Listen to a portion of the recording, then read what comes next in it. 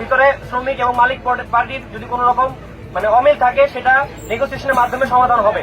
গতকালকেও শ্রম মন্ত্রণালয় থেকে বলা হয়েছে এবং এই যে রেসপেক্টেড আইজিপি পুলিশ ওনার সংবাদ সম্মেলনে ডিরেক্ট বলে দিচ্ছেন যে কোন রকম রোড ব্লক এখন থেকে এটা গ্রাহ্য করা হবে না।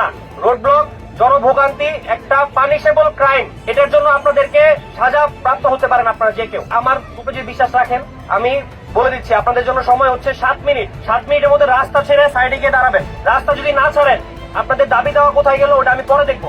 আগে এখানে রাস্তা আমি ক্লিয়ার করবো।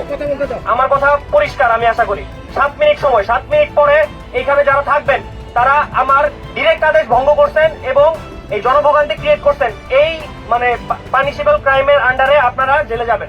7 মিনিট পরে আমি যদি দেখি রাস্তা এখানে ক্লিয়ার এবং আপনারা ওইখানে, আমি আইপি পুলিশ আমরা আমাদের একদম সর্বোচ্চ চেষ্টা করবো আপনাদের দাবি দেওয়া যতখানি করা যায় আমরা করে দিয়ে তারপরে এখান থেকে যাবো।